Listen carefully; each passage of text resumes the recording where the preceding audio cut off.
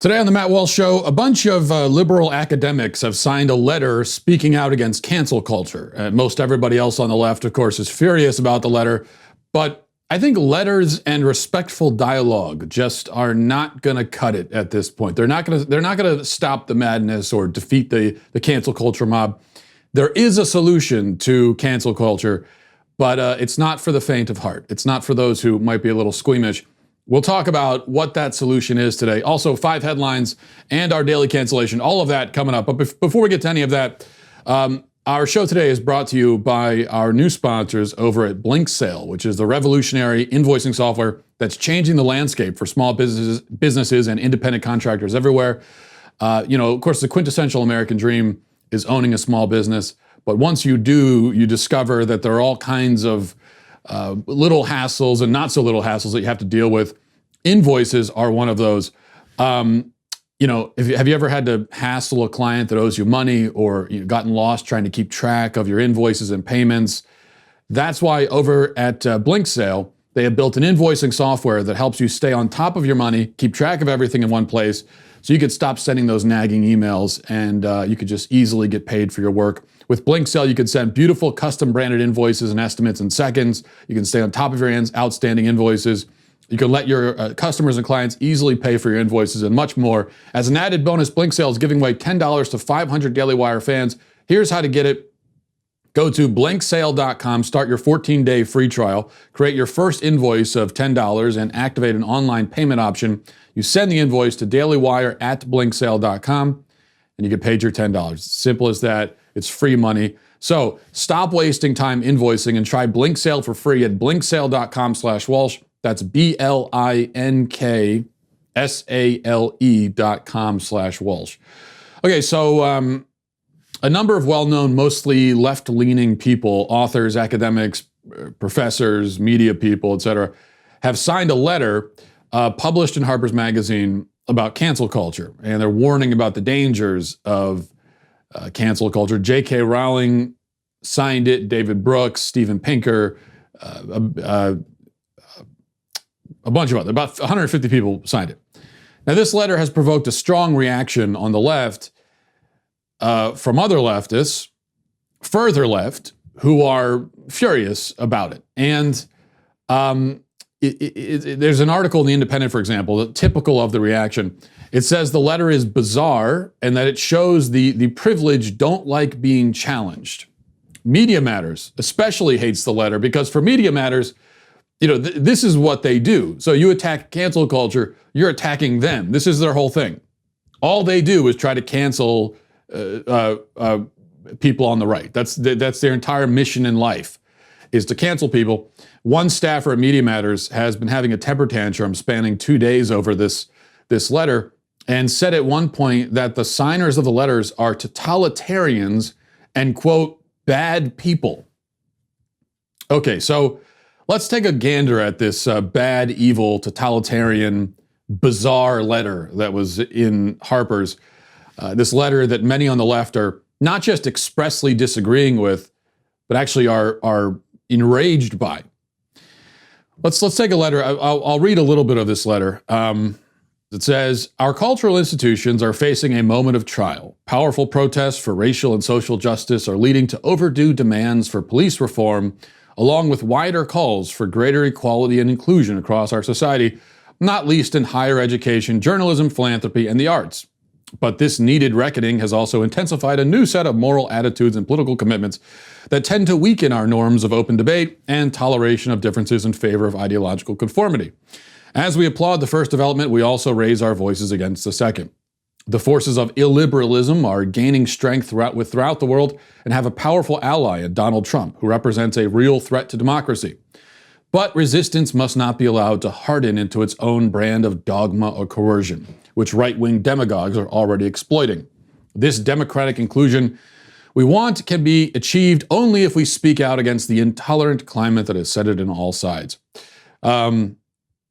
The free exchange of information and ideas, the lifeblood of a liberal society, is daily becoming more constricted. While we have come to expect this on the radical right, censoriousness is also spreading more widely in our culture. An intolerance of opposing views, a vogue for public shaming and ostracism, and the tendency to dissolve complex policy issues into a blinding moral certainty.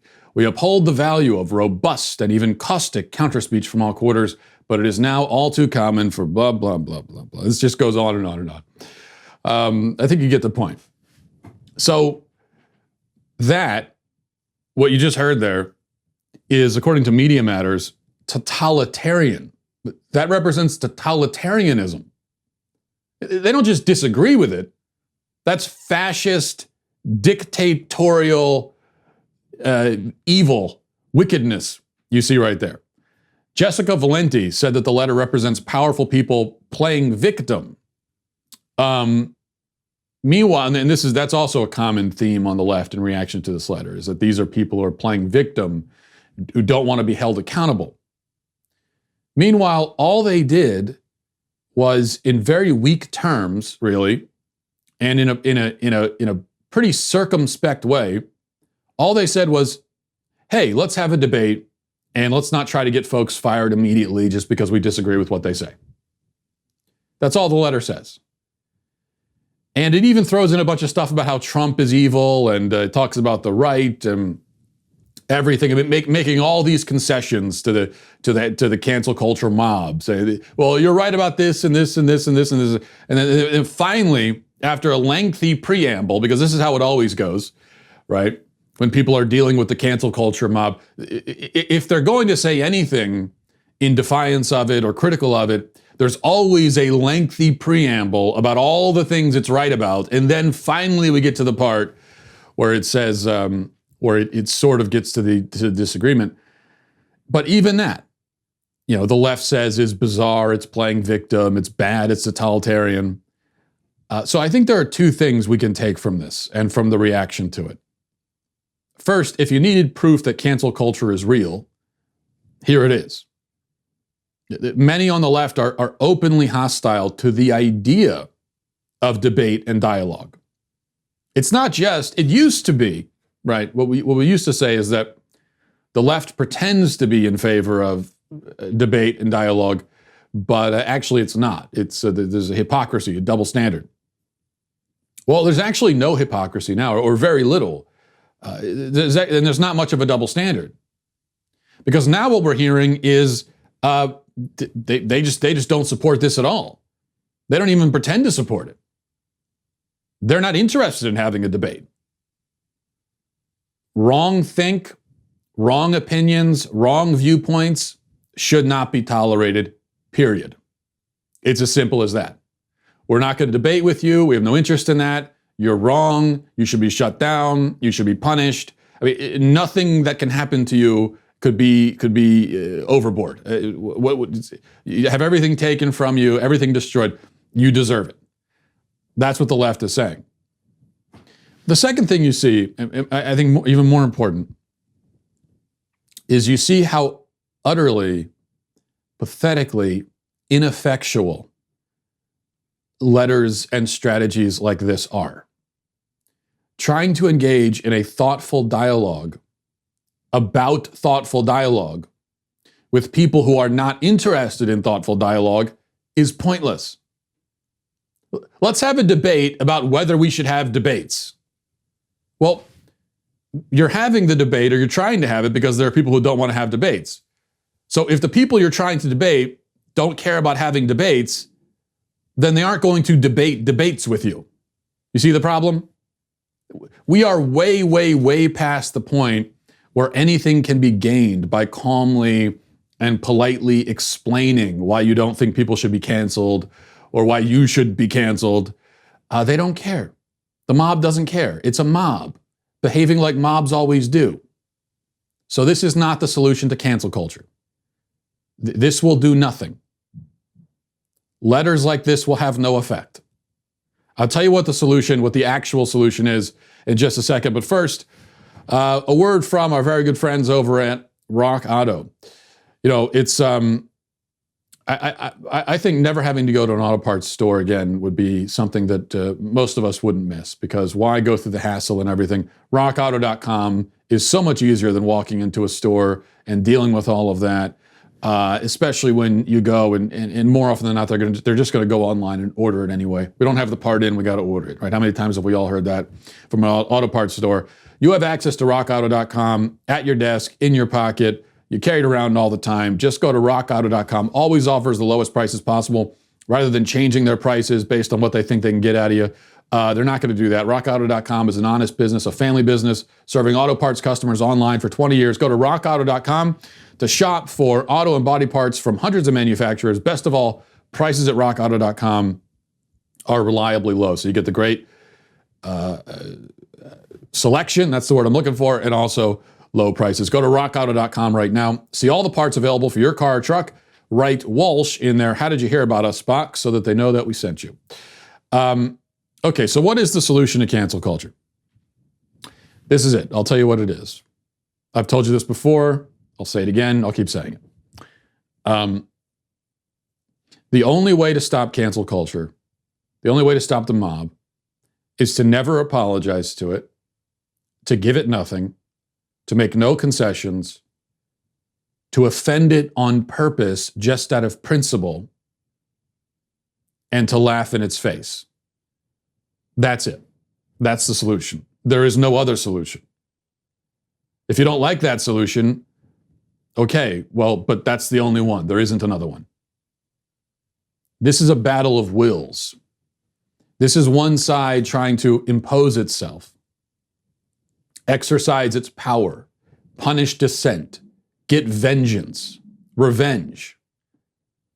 You don't deal with people like that who have those kinds of intentions by being polite and saying, now guys, I understand where you're coming from and your concerns are so legitimate and important. And before I say anything else, here are a number of issues I agree with you on. And in fact, I agree with you on almost everything when it comes down to it, because you're very brilliant and insightful people. And I wouldn't say anything about you that would be personally critical. And I care so much about your feelings. Your feelings are so important to me on such a deep and visceral level. But now that I've said all that, can I please allow me to present an argument explaining why, from my perspective, there's blah, blah, blah, blah, blah.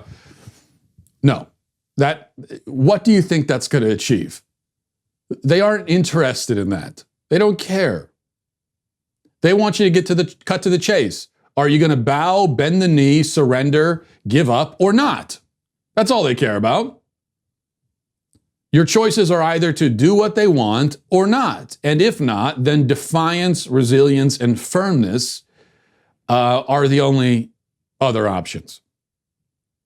You beat an opponent by taking away whatever power it has over you. You have to neutralize it. There can't be any, here's the other thing about, well, why can't we have compromise and discussion? Well, you're not going to compromise with someone. They're not going to compromise with you if they think they can get everything they want anyway. Compromise only happens when both parties involved in the compromise realize that they're not going to get everything they want. And so they have no choice but to compromise. A compromise that someone does or agrees to when they don't have to because they could get everything they want, that's not a compromise, that's charity. And if you're looking for charity from the cancel culture mob, then you're really stupid. But a compromise is something that if an opponent, doesn't matter whether we're on a battlefield or negotiating a salary in your boss's office, whatever it is, there's only going to be a compromise or negotiation if the person you're dealing with realizes they're not going to get everything they want. If you've made it clear if you've made it clear to them that they can get everything they want, why they're not going to compromise with? Why should they? As long as the opponent has power over you, it will achieve victory after victory. It will never compromise because there's no reason to. Why compromise when you can have an unconditional surrender instead? Why take only some when you can have everything? So that's why you have to take away the power. How do you take away power from the cancel culture mob? Well, by neutralizing its weapon. And its weapon is primarily emotional. The mob says it feels deeply hurt, deeply offended, terribly injured by whatever opinion or idea you expressed. and they need all kinds of things to be done to make them feel better. It's nonsense, of course. It's nothing but a ploy. It's manipulation. It's blackmail. But most of the time, the targets of this manipulation will say, oh, I'm so sorry I made you feel that way. Please don't be mad at me. Please don't be mad at me. I'm so sorry. No, the way you neutralize that weapon, take away that power, is by saying, I don't care how you feel. I don't apologize to you. Your feelings are irrelevant to me. I don't care if you have PTSD for the rest of your life because of what I said. I'll sleep like a baby tonight anyway. In fact, I'll laugh at you. I'm happy about it. I'm happy I upset you. I don't care about your feelings. And I'm not going to explain myself either. Don't like what I said? Deal with it. It's your problem. It's not mine. Now get the hell out of my face. Now, of course, if only a few people are dealing with the mob this way, then the mob will be able to continue on basically unimpeded. And it will often probably be able to punish those few dissenters, punish them for their defiance by taking away their job and their livelihood and whatever else. That's the way it always goes. If only a few people have the guts to stand up to a bully, then they're especially when they're so outnumbered, then they're going to pay a price for that. But there always have to be some people who will lead by example. If enough people deal with the mob like this, then they'll be defeated.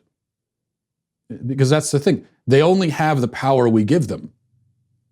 When someone is using emotional blackmail, it's not like they're using physical weapons. Well, in fact, the mob is using physical weapons, increasingly so. And the more that they're emboldened, the more that they will do so. But most of the time when we're talking about cancel culture, it's a weapon that has to be given to them. It's an emotional weapon. Emotional blackmail.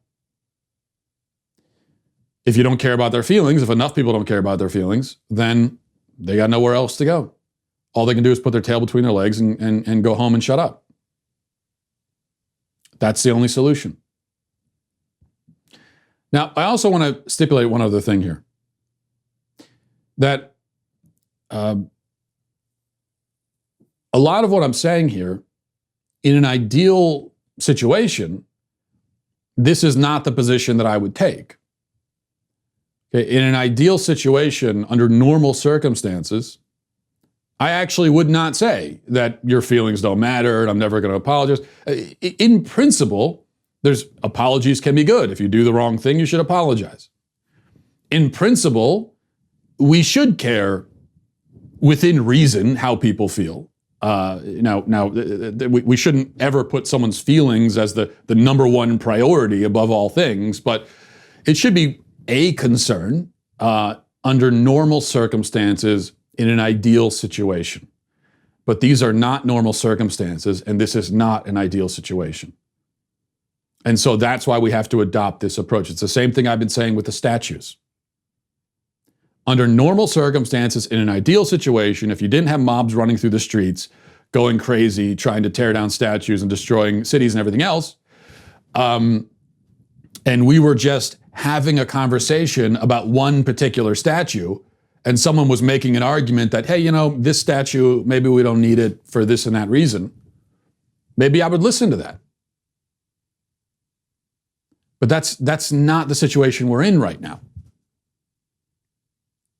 So even if there's a statue here or there that a reasonable person could argue should have never been put up, and maybe there's a reason to take it down. Even if under normal circumstances a reasonable person can argue that, the position that we have to take right now and that I take is that we can't remove any statues. Because we can't do it like this, under these circumstances, at the behest of a raging mob. And it's the same thing here. When you've got a mob of people who are using emotional blackmail as a tool to shut down free speech, to shut down open discussion, to impose their will, then the only choice is to say no, to stand firm, draw the line, and say, no, I'm not doing this. I'm not going along with it. I don't care about your feelings. It's the same thing parents have to do, right? There's another analogy. And a lot of these people are like children, so maybe that's the best analogy we can use. There are plenty of times as parents when we don't allow our kids to do something that in another circumstance we may allow them to do. I mean, there are plenty of times when my kids want a snack, and I don't have anything against giving them snacks normally, but maybe I don't like the way they asked, or they're pestering me too much about it, or they're not being respectful. And because of that, I'm going to say, no, you can't have a snack. Normally, I would say, fine, you want a snack, you can have it, but not like that. When you come to me like that, and you're stomping your feet, and you have an attitude, the answer is no. Parents do that all the time. Because of your tone, because of the way that you're coming at me right now, the answer is no. Maybe otherwise it would have been yes, but not now. Well, the cancel culture is a bunch of children, a bunch of toddlers stomping their feet, who unfortunately wield a lot more power than the toddlers in your house who are asking for crackers or whatever. But our approach has to be the same thing as parents and saying, no.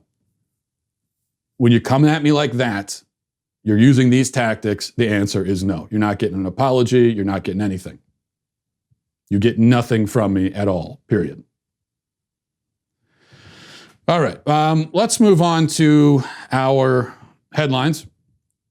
Number one, Donald Trump is pushing for schools to be reopened in the fall. The media and Democrats, of course, are saying that Trump is trying to kill our kids, and that's what Jennifer Rubin, the Washington Post's major scare quotes here, conservative op-ed writer, said on Twitter that Donald Trump wants to kill your kids. Verbatim, that's what she said, because he wants to reopen schools. And yet the interesting thing is that none of the people, so far as I can tell, who now insist on schools being closed for COVID, insisted on the same during flu season. The flu, even with a vaccine, is more deadly to kids than COVID. But nobody ever says close the schools during flu season. Every once in a while, you hear about an individual school shutting down for a few days because of a really bad outbreak in that locality. But you never have anything like a nationwide shutdown during flu season. Why? On one hand, you have a contagious disease that rarely causes serious complications or death in children, but sometimes does. On the other hand, you have a contagious disease that even more rarely causes serious complications or death in children, but in even more rare circumstances sometimes does. Why would we shut down schools for the latter, but not the former? It makes no sense. Unless, of course, shutting down schools has nothing to do with health and is more about politics and narrative, which obviously is the case here. Number two, a politician in Oregon received a deeply disturbing racist letter last week. It went viral on Facebook. It was covered by the news media. Really rough stuff in this letter, racist letter. The only problem is that the politician, Jonathan Lopez, wrote it himself. Shocker of all shockers. The twist ending no one saw coming.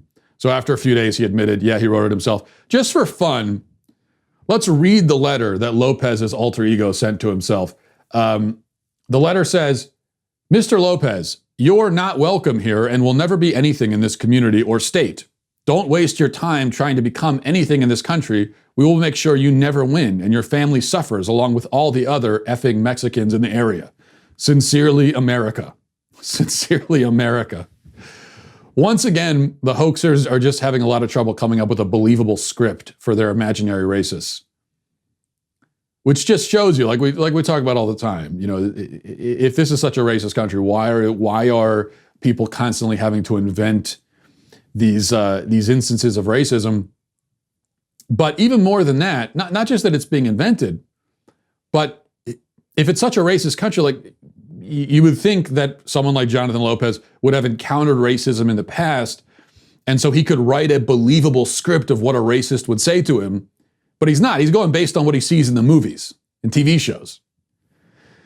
And so that finally came. Speaking of implausible events, by the way, while we're on the subject of dubious hate crimes, there was a very strange hate crime incident reported a few weeks ago that you may have heard about a few weeks ago. You probably haven't heard about in the last 2 weeks because, strangely enough, it disappeared from the headlines. But here's the report that ABC did on the story back on June 26th. Watch this. While waiting for a green light, this is where Althea Bernstein says 4 white men yelled a racial slur at her before attacking her and setting her on fire with lighter fluid. Michael Johnson with the Boys and Girls Club says he can't think of a more obvious instance of a hate crime. And so she has burns to her face, burns to her neck. Johnson, speaking on behalf of the Bernstein family, says Althea is physically doing well today. I think her mom and her dad is concerned about, her mental well-being and the scars that's on her. Bernstein told Madison 365 Wednesday that the attack happened early Wednesday morning at around 1. She says she was at the intersection when 4 white men in floral shirts yelled the N-word, sprayed her with lighter fluid, and then threw a lit lighter at her. And here's a young lady who was minding her own business, and somebody decided and tried to set her on fire. And it's unacceptable. Madison police say they are investigating this as a hate crime. Johnson says this is an escalation of racial tensions felt all across the country. Somebody tried to cause bodily harm to somebody because of the color of their skin. And, all of these things that's happened across our country and right here in our backyard, it's just unacceptable. And where's the respect for humanity? Okay, and here are the burns that she allegedly suffered from having her face set on fire. You see it there. So she says she was at a red light, 1 a.m. A roving band of racists in Hawaiian shirts ran up with lighter fluid and a match, and a lighter rather, sprayed the lighter fluid in her face, then threw a lighter into the car, a lighter that stayed lit as it was thrown somehow. So it must have been one of those old-fashioned ones that people use in the movies. And then her face was set on fire. Oddly, her hair was not damaged, though. Her face was on fire. Her hair didn't catch somehow. And then the racist disappeared. To this point, we have seen no video of this, even though it happened in an intersection in the city. There's no video, no surveillance video that we've seen. There are no other witnesses of this. There's a gang of murderous, flame-wielding, Hawaiian-shirted racists walking through the street, apparently not noticed by anyone else. And even though they're patrolling the streets, lighting women on fire, nobody else reported a violent encounter with them or any other kind of encounter. And those injuries, is that what your face looks like after being set on fire? I don't know. My face has never been set on fire, but is that, those are very strange burn marks considering what she claims happened. And also, where is the lighter that they threw? Shouldn't she have that because they threw it? She should have it and there are prints on it, but she never mentioned having the lighter, or she never showed a picture of that. And then what about damage to her car? If she's on fire in her car, there should at least be some fire damage around, around maybe the door frame, maybe on the roof of the car. But we never saw a picture of that either. And here's another strange thing. There was arson going on that night, confirmed arson. Leftist rioters were setting buildings on fire in the city. And that was on the same night that this supposedly happened. So she comes home with mysterious burn marks the same night that arsonists are running through the street. And she tells a story about flame-throwing racists who nobody else ever saw and who apparently evaded detection by every video camera in the city.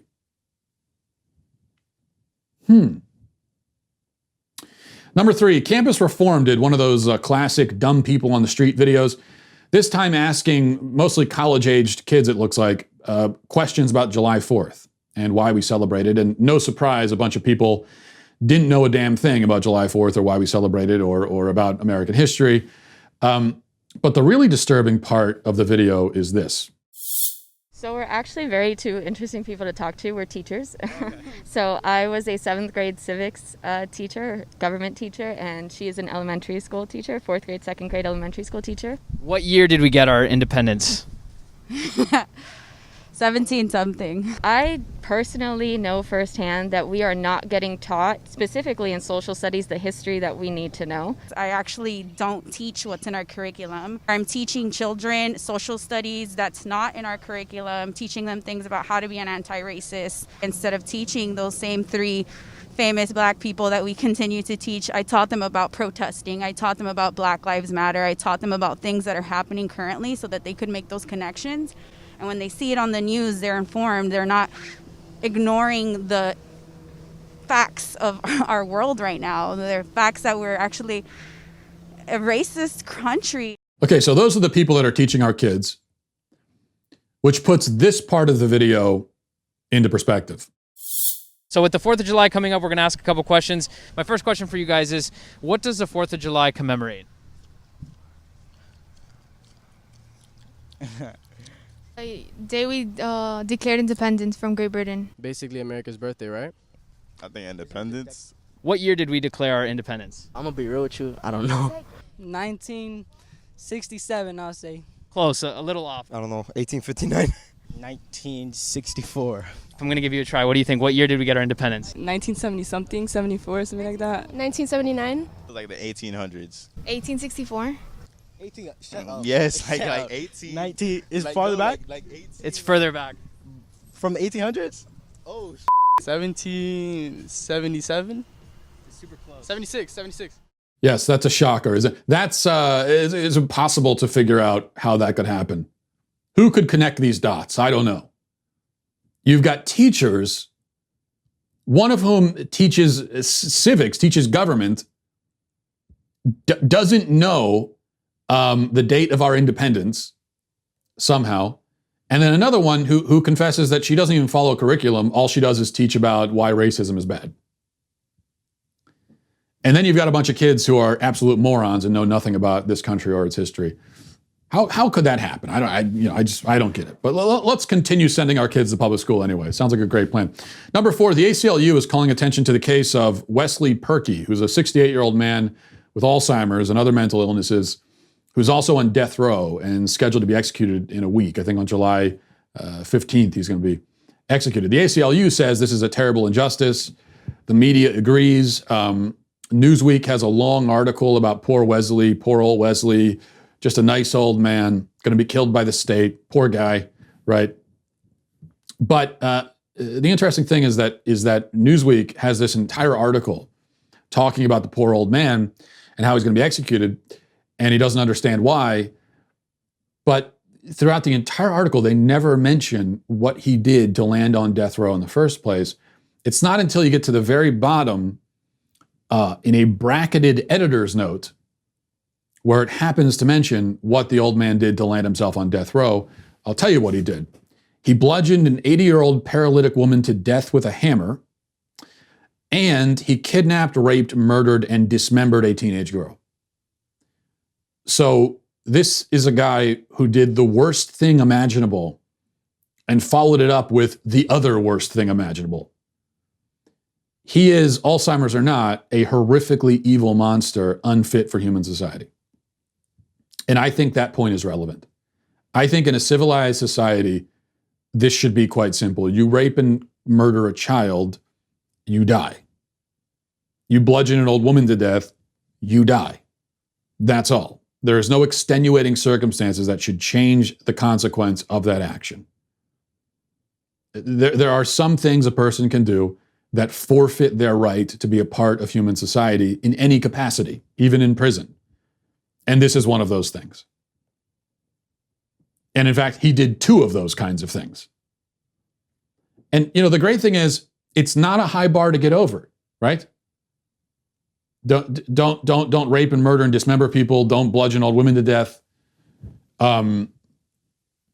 If you can't manage to get over that bar, if that's too high a standard for you as a person, then you just shouldn't be living anymore. And it is an undue burden on society to keep you alive and house you and shelter you and feed you. Nobody should have that responsibility for you. You have made it clear you do not want to be a part of society anymore, and you should be simply given your wish. I think that the ACLU says that's not justice. I think that's like the very definition of justice, if you ask me. Number 5, finally, the Green Party of Delaware tweeted this. I don't know what it is or why it is or anything, but I know that it is anyway, and here it is.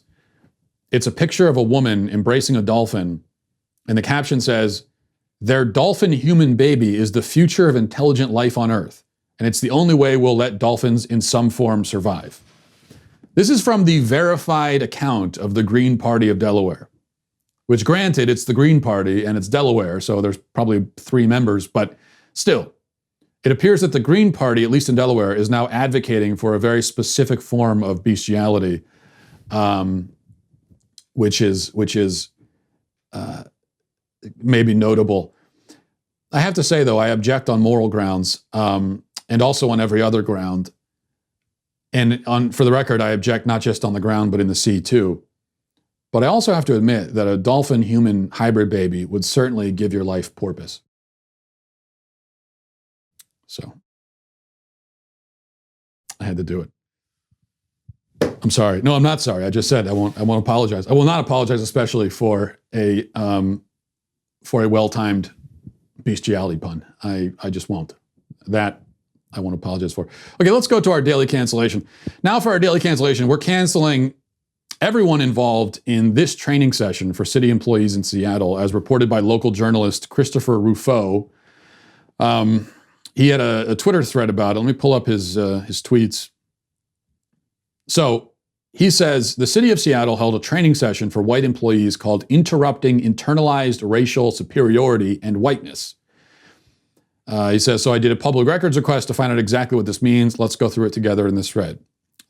First, diversity trainers informed white participants that objectivity, individualism, intellectualization, and comfort are all vestiges of internalized racial oppression. And then you see that handy chart there.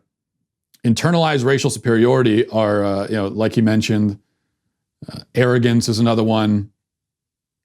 Objectivity. So if you try to be objective, you're a white supremacist. Then he continues, sometimes both sides of the coin are oppression. Are white employees speaking too much? That's probably the internalized racial superiority of imposition or paternalism. Are white employees speaking too little? That's oppression too, because silence is violence. What's next? The city of Seattle diversity trainers encourage white employees to practice self-talk that affirms their complicity in racism and work on undoing your own whiteness. And then in that, these are all documents that he has. So he provides the documents. So they give you the self-talk that you should be engaging in. I guess this is like repeating a mantra to yourself. Racism is not our fault, but we are responsible. So what they're telling you to do, I think, if I can decipher and interpret all the leftist mumbo jumbo, is they're telling you, I guess, to wake up in the morning and look in the mirror and just repeat that to yourself. Racism is not our fault, but we are responsible. Racism is not our fault, but we are responsible. Racism is not our fault, but we are responsible. I don't know if you're supposed to do this well, that's actually, sorry, I just did a symbol of white supremacy. That you know what, see, that's a proof right there. What I just did is proof of internalized racial superiority. You can't escape it.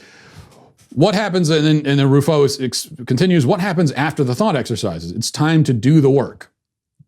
The trainers ask white employees to let go of comfort, guaranteed physical safety, control over the land, social status, and relationships with some other white people.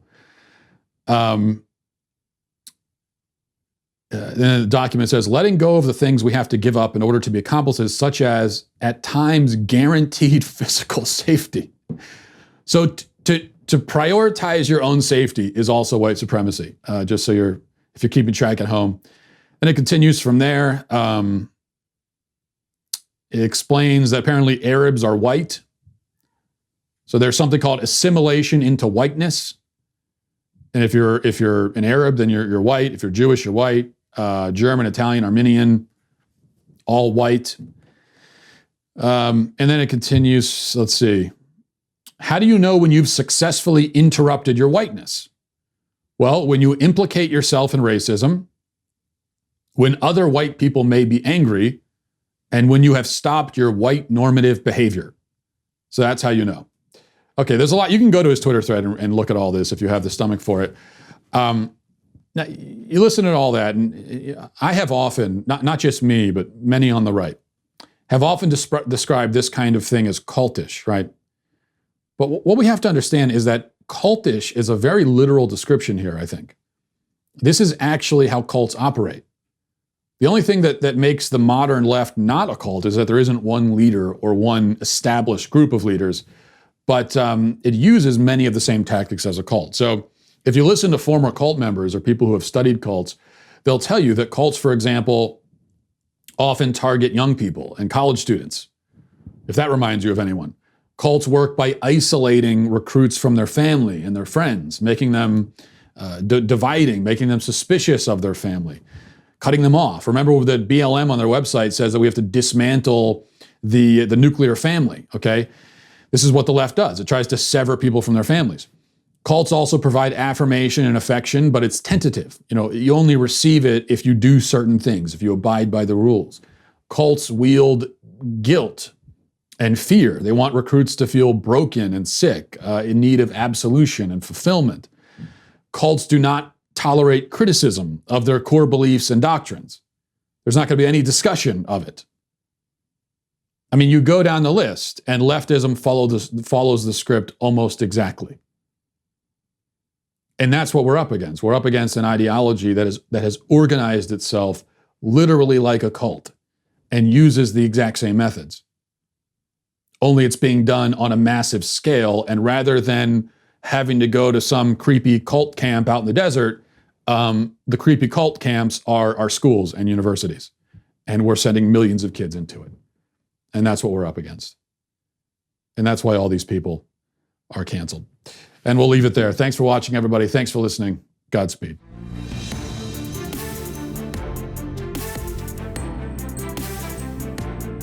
The Matt Walsh Show is produced by Sean Hampton, executive producer Jeremy Boring. Our supervising producers are Mathis Glover and Robert Sterling. Our technical producer is Austin Stevens, edited by Danny D'Amico, and our audio is mixed by Robin Fenderson. The Matt Walsh Show is a Daily Wire production, copyright Daily Wire 2020. Hey everybody, it's Andrew Klavan, host of The Andrew Klavan Show. Some people are depressed because the American Republic is collapsing, the end of days is approaching, and the moon has turned to blood. But on The Andrew Klavan Show, that's where the fun just gets started. So come on over to The Andrew Klavan Show and laugh your way through the apocalypse with me, Andrew Klavan.